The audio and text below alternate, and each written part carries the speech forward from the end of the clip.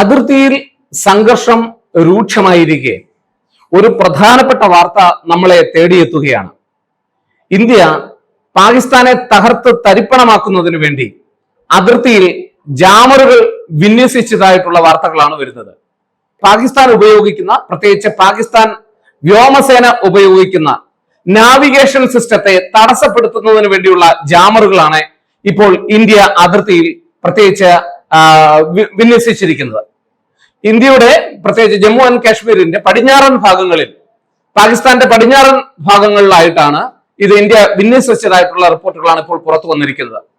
അവരുടെ വ്യോമ അതിർത്തി അടച്ചതിന് പിന്നാലെയാണ് പാകിസ്ഥാനിൽ നിന്നുള്ള വിമാനങ്ങൾ ഇങ്ങോട്ട് വരുന്നത് നമ്മളെ തടഞ്ഞുകൊണ്ട് വ്യോമ അതിർത്തി പൂർണ്ണമായും ഇല്ലാതാക്കിക്കൊണ്ട്, തടസ്സപ്പെടുത്തിക്കൊണ്ട് ഇന്ത്യ വ്യോമ അതിർത്തി അടച്ചതിന് പിന്നാലെയാണ് ഈ തീരുമാനം വരുന്നത് എന്നുള്ളതാണ് ഏറ്റവും ശ്രദ്ധേയമായ കാര്യം. എന്തുകൊണ്ടാണ് ഈ ജാമറുകൾ നമ്മൾ വിന്യസിക്കുന്നത് എന്ന് പലരും ചോദിച്ചേക്കാം. ഈ ജാമറുകൾ പ്രത്യേകമായി പാകിസ്ഥാൻ സൈനിക വിമാനങ്ങൾ ഏതെങ്കിലും തരത്തിൽ ഇന്ത്യക്കെതിരെ വരികയാണെങ്കിൽ അവയുടെ ദിശ തെറ്റിക്കുന്നതിനും അവയുടെ നിയന്ത്രണം ഇല്ലാതാക്കുന്നതിനും അവയ്ക്ക് കൃത്യമായി ഇന്ത്യയിലെ പ്രധാനപ്പെട്ട സ്പോട്ടുകൾ കണ്ടെത്തി ആയുധങ്ങൾ വർഷിക്കുന്നതിനും അവയെ തടസ്സപ്പെടുത്തുക എന്നുള്ളതാണ് ഇതുകൊണ്ട് ഉദ്ദേശിക്കുന്നത്. ഗ്ലോബൽ നാവിഗേഷൻ സിസ്റ്റമാണ് അത് പ്രധാനമായി. ആ ഗ്ലോബൽ നാവിഗേഷൻ സിസ്റ്റത്തെയാണ് തടസ്സപ്പെടുത്തുന്നതിന് വേണ്ടിയാണ് ഇന്ത്യ ഈ ജാമറുകൾ ഉപയോഗിക്കുന്നത്.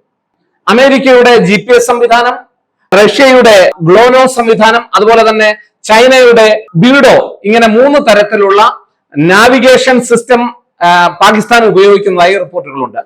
ഈ മുഴുവൻ നാവിഗേഷൻ സിസ്റ്റത്തിനെയും തകർക്കുവാനും അല്ലെങ്കിൽ അവയുടെ നിയന്ത്രണം ഇല്ലാതാക്കുന്നതിനും വേണ്ടിയാണ് ഈ ജാമറുകൾ പ്രധാനമായും നമ്മൾ ഉപയോഗിക്കുന്നത്. പാകിസ്ഥാന്റെ മേധാവി ഇപ്പോൾ പറഞ്ഞു കഴിഞ്ഞു, അവിടുത്തെ ഇന്റലിജൻസിന്റെ ഒക്കെ മേധാവി, അവിടുത്തെ വാർത്താ വിതരണ വകുപ്പ് മന്ത്രിയൊക്കെ വളരെ കൃത്യമായി പറഞ്ഞു കഴിഞ്ഞു. 36 മണിക്കൂറിനുള്ളിൽ തങ്ങൾക്ക് തിരിച്ചടി ഇന്ത്യയിൽ നിന്ന് ഉണ്ടാകും എന്ന് വിശ്വസനീയമായ കേന്ദ്രങ്ങളിൽ നിന്ന് റിപ്പോർട്ടുണ്ട് എന്നാണ് പാകിസ്ഥാൻ പറയുന്നത്. എന്നാൽ ഇന്ത്യ ആകട്ടെ 72 മണിക്കൂർ കൂടി ഭീകരരെ തിരയണം എന്നുള്ള നിർദ്ദേശമാണ് നൽകിയിട്ടുള്ളത്. ഇപ്പോൾ അനന്ത്നാഗ് മേഖലയിൽ ഭീകരരെ നമ്മുടെ സൈന്യം തിരഞ്ഞുകൊണ്ടിരിക്കുകയാണ്. ഇതിന് പ്രധാനമായും ചില കാരണങ്ങളുണ്ട്. ഏറ്റവും പ്രധാനമായി നമ്മൾ കൽപ്പിക്കുന്നത് ഇന്ത്യയെ ആക്രമിച്ച ഭീകരരെ കണ്ടെത്തുന്നതിനാണ് നമ്മൾ മുൻതൂക്കം കൊടുക്കുന്നത് എന്നുള്ളതാണ്. ഒരു രാജ്യത്തെ ആക്രമിക്കാനല്ല, മറിച്ച് നമ്മളെ ആക്രമിച്ച, നമ്മുടെ നിരപരാധികളായ ആളുകളെ കൊന്നൊടുക്കിയ, മനുഷ്യരെ കൊന്നൊടുക്കി ഈ തീവ്രവാദികളെ കണ്ടെത്തി അവർക്ക് ശിക്ഷ ഉറപ്പുവരുത്തുക എന്നുള്ളതാണ് ഇന്ത്യയുടെ ഏറ്റവും പ്രധാനപ്പെട്ട ലക്ഷ്യം എന്ന് പറയുന്നത്. മാത്രമല്ല, ഇവർക്ക് പാകിസ്ഥാനുമായിട്ടുള്ള ബന്ധം തെളിയിക്കേണ്ടതായിട്ടുണ്ട്. ഇതൊക്കെ എല്ലാവർക്കും അറിയാവുന്ന കാര്യങ്ങളാണെങ്കിലും ഇന്ത്യ തീർച്ചയായും പാകിസ്ഥാനെതിരെ ഒരു സൈനിക നടപടി സ്വീകരിക്കുമ്പോൾ ഇത്തരം കാര്യങ്ങളിലൊക്കെ പക്വതയോടെ തീരുമാനം എടുക്കേണ്ടതായിട്ടുണ്ട് എന്നുള്ളതാണ്. അതുകൊണ്ട് തന്നെയാണ് ഇവരെ ട്രേസ് ചെയ്യുന്നതിനുള്ള ശ്രമങ്ങൾ, അല്ലെങ്കിൽ അവരെ കണ്ടെത്തുന്നതിനുള്ള ശ്രമങ്ങൾ പൂർണ്ണമായും. അതുകൊണ്ടാണ് ഇപ്പോൾ ഇന്നലെ നമ്മുടെ സൈനിക മേധാവിമാരും പ്രധാനമന്ത്രിയും ജയശങ്കറും ഒക്കെ ആയിട്ടുള്ള മീറ്റിംഗിൽ അവർ പ്രധാനമായും എടുത്തുള്ള തീരുമാനം 72 മണിക്കൂർ കൂടി തിരച്ചിൽ നടക്കട്ടെ, അതേസമയം തന്നെ സൈന്യത്തിന് പൂർണ്ണ പിന്തുണ നൽകിയിരിക്കുകയാണ്.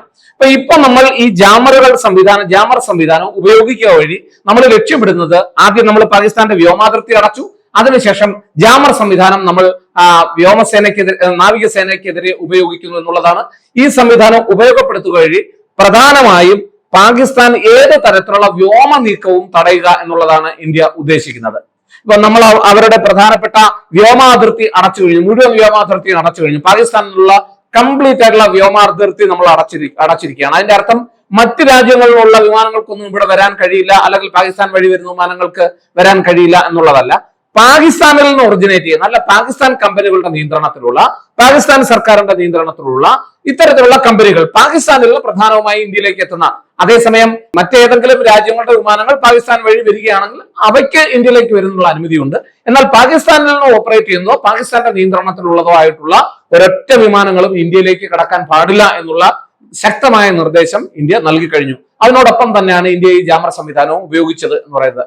ഞാൻ നേരത്തെ പറഞ്ഞതുപോലെ റഷ്യയും അമേരിക്കയും ചൈനയും ഉപയോഗിക്കുന്ന നാവിഗേഷൻ സിസ്റ്റം, പ്രത്യേകിച്ച് കൃത്യമായ സ്ഥലത്തിന്റെ ലൊക്കേഷൻ കണ്ടെത്തുന്നതിനും അതുപോലെ തന്നെ അവരുടെ നാവിഗേഷൻ സിസ്റ്റം സുഗമമായി പ്രവർത്തിച്ചെങ്കിൽ മാത്രമേ ഒരു വിമാനത്തിന് കൃത്യമായ ലക്ഷ്യസ്ഥാനത്ത് എത്തിച്ചേരാനായിട്ട് കഴിയുകയുള്ളൂ. അപ്പൊ അതുകൊണ്ട് നമ്മളിത് യാത്രാ വിമാനങ്ങളെ അല്ല പ്രധാനമായിട്ടും ഉന്നം വെക്കുന്നത്. ഇത് പ്രധാനമായും ഉന്നം വെക്കുന്നത് സൈനിക നീക്കത്തിന് തന്നെയാണ്.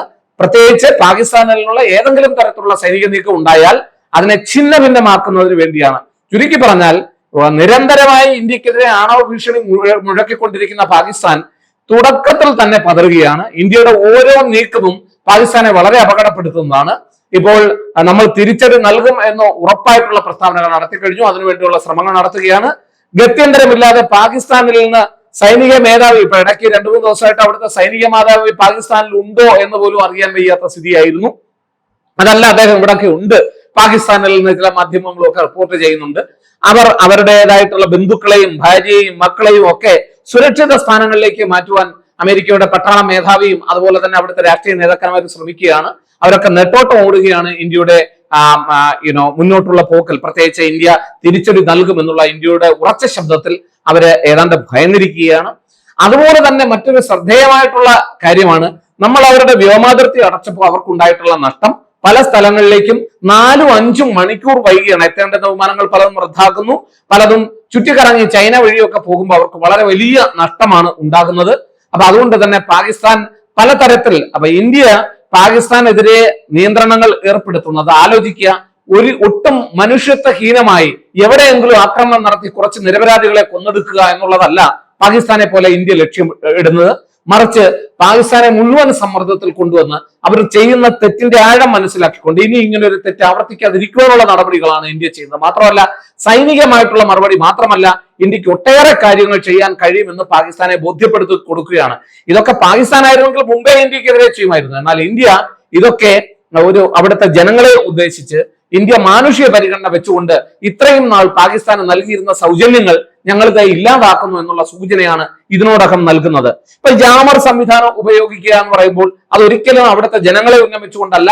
അവിടെ നിന്ന് വരുന്ന ഇപ്പം അതിർത്തി പ്രദേശങ്ങളിൽ ഇതുവരെ ഉണ്ടായിരുന്ന അതിർത്തി ഷെല്ലാക്രമണവും ഇപ്പോൾ ഉള്ള കഴിഞ്ഞ ചൊവ്വാഴ്ച മുതലുള്ള ഷെല്ലാക്രമണത്തിന് ഒരു വ്യത്യാസമുണ്ട്. നേരത്തെ നിയന്ത്രണ രേഖയിലാണ് അവർ തുടർച്ചയായി വെടിയുതിർത്തിരുന്നത് എങ്കിൽ ഇപ്പോൾ അത് മാറി ജമ്മു കാശ്മീരിന്റെ ചില മേഖലകളിൽ നിയന്ത്രണ രേഖ അല്ലാത്ത ചില പ്രദേശങ്ങളിൽ അവർ ആക്രമണം നടത്തുന്നതായിട്ടുള്ള റിപ്പോർട്ടുണ്ട്. ഇത് ഇന്ത്യയെ വളരെയധികം പ്രകോപിപ്പിച്ചിട്ടുണ്ട്. ചുരുക്കി പറഞ്ഞാൽ ഇന്ത്യ പൂർണ്ണമായും ഒരു തിരിച്ചടിക്ക് പോകേണ്ടുന്ന ഒരവസ്ഥയിലേക്ക് നമ്മളെ കൊണ്ടുചെന്ന് എത്തിച്ചിരിക്കുകയാണ് പാകിസ്ഥാൻ. അതുകൊണ്ട് തീർച്ചയായിട്ടും നമ്മൾ ഇതിന് മറുപടി കൊടുക്കും എന്ന് തന്നെയാണ് ഉറച്ചു വിശ്വസിക്കുന്നത്. ഇന്ത്യയുടെ നാവിഗേഷൻ സിസ്റ്റം, അതായത് പാകിസ്ഥാന്റെ നാവിഗേഷൻ സിസ്റ്റം പൂർണ്ണമായും തടസ്സപ്പെടുത്തിക്കൊണ്ട് ഇന്ത്യ വെക്കുന്ന ജാമറുകൾ എന്ന് പറയുന്നത് പാകിസ്ഥാനെ കൂടുതൽ പരിഭ്രാന്തിയിലേക്ക് തള്ളിവിടുകയാണ്. എന്തായാലും അധികം വൈകാതെ പാകിസ്ഥാൻ നിഷ്പ്രഭമാകും പല കാര്യങ്ങളിൽ എന്നുള്ള കാര്യത്തിൽ സംശയം വേണ്ട. തുടക്കത്തിൽ സിന്ധു നദീജല കരാർ റദ്ദു ചെയ്യുകയും അല്ലെങ്കിൽ തൽക്കാലത്തേക്ക് മരവിപ്പിച്ച് അവിടെയുള്ള ജലത്തിന്റെ നിയന്ത്രണം, ചില ദിവസങ്ങളിൽ പരമാവധി ജലത്തിന്റെ നീര് ഒഴുക്ക് കുറച്ചുകൊണ്ടുവരിക, ചില ദിവസങ്ങളിൽ നമ്മൾ ഭയങ്കരമായി അത് തുറന്നുവിട്ട് അവിടെ വെള്ളപ്പൊക്കം സൃഷ്ടിക്കുക. ചുരുക്കത്തിൽ ഇന്ത്യ ഒരു ആണവ ബോംബ് ഉപയോഗിക്കാനേക്കാൾ ശക്തിയുള്ള വാട്ടർ ബോംബ് പരീക്ഷണം പാകിസ്ഥാനിൽ നടത്തിക്കൊണ്ടിരിക്കുകയാണ്. അപ്പൊ പലതരത്തിൽ പാകിസ്ഥാൻ ബുദ്ധിമുട്ടിക്കൊണ്ടിരിക്കുകയാണ്. ഗത്യന്തരമില്ലാതെ അവിടുത്തെ പല പൊസിഷനിലുള്ള പല ആളുകളെ മാറ്റി പരീക്ഷിക്കുകയാണ് പാകിസ്ഥാൻ. ഇന്ത്യയുടെ നാഷണൽ ഇൻവെസ്റ്റിഗേഷൻ ടീം തുടർച്ചയായി അന്വേഷണത്തിലാണ്. അപ്പോ ഇപ്പോ അവരുടെ നാവിഗേഷൻ നിയന്ത്രണത്തെ തറക്കുക, വ്യോമാതിർത്തി അടയ്ക്കുക, അവർക്ക് നൽകിക്കൊണ്ടിരുന്ന ജലം അതിന്റെ ഒഴുക്ക് കുറയ്ക്കുക, അല്ലെങ്കിൽ കൂടുതൽ തുറന്നുവിട്ട് അവരെ അപകടാവസ്ഥയിലാക്കുക, അതുപോലെ തന്നെ പൂർണ്ണമായും അവർക്കെതിരെയുള്ള സാമ്പത്തിക ഉപരോധം ഏർപ്പെടുത്തുന്നതിനെ കുറിച്ച് വരെ ഇന്ത്യ ആലോചിച്ചുകൊണ്ടിരിക്കുകയാണ്. പരമാവധി പാകിസ്ഥാനെ ശിക്ഷിക്കുവാൻ തന്നെയാണ് ഇന്ത്യയുടെ തീരുമാനം. തിരിച്ചടി ഉറപ്പെന്നുള്ള ഇന്ത്യൻ പ്രധാനമന്ത്രിയുടെ പ്രഖ്യാപനം വളരെ വളരെ ആശങ്കയോടുകൂടിയാണ് പാകിസ്ഥാൻ കാണുന്നത്. അതുകൊണ്ട് പാകിസ്ഥാൻ ധൃതിപ്പെട്ടെടുക്കുന്ന പല നടപടികളും നമ്മൾ കാണുന്നുണ്ട്. ഒന്നും ഇന്ത്യക്കെതിരെ വില പോകുന്നതല്ല എന്ന് നമുക്കറിയാം. ഇതുവരെ ഒന്നും തന്നെ ഇന്ത്യയെ ചെയ്തിട്ടില്ല. അപ്പൊ അതുകൊണ്ട് തന്നെ ഒരു കാര്യം ഉറപ്പാണ്, പാകിസ്ഥാൻ ആകെ അങ്കലപ്പിലാണ്. ഇന്ത്യ അതിർത്തിയിൽ വിന്യസിച്ചിട്ടുള്ള ജാമിംഗ് സംവിധാനങ്ങൾ പാകിസ്ഥാനെ എത്രത്തോളം നിയന്ത്രിക്കുക അല്ലെങ്കിൽ അവർക്ക് വിലക്കുണ്ടാക്കും, അവർക്ക് പ്രശ്നങ്ങൾ ഉണ്ടാക്കുമെന്ന് ഏതാനും ദിവസങ്ങൾ കൂടിയുള്ളൂ. നമുക്ക് കാത്തിരുന്ന് കാണാവുന്നതാണ്. ഇതിനെ മറികടക്കുവാൻ ഉള്ള സാങ്കേതിക വിദ്യകൾ പാകിസ്ഥാന് എന്നല്ല ഒരു രാജ്യത്തിനും നിലവിലില്ല, ഇത്തരം ജാമ്യ സംവിധാനങ്ങളെ മറികടന്ന് മുന്നോട്ട് പോകാനായിട്ട്. അതുകൊണ്ട് ഇന്ത്യ സ്വതന്ത്രമായി വികസിപ്പിച്ചിട്ടുള്ള ഇത്തരം ജാമ്യ സംവിധാനങ്ങൾ എത്രത്തോളം പാകിസ്ഥാനെ അപകടാവസ്ഥയിലേക്ക് കൊണ്ടുപോകും എന്നുള്ളത് നമ്മൾ കാത്തിരുന്ന് കാണേണ്ടതാണ്. എന്തായാലും പാകിസ്ഥാനെ നിഷ്പ്രഭമാക്കുവാൻ തുനിഞ്ഞിറങ്ങിയിരിക്കുകയാണ് ഇന്ത്യ.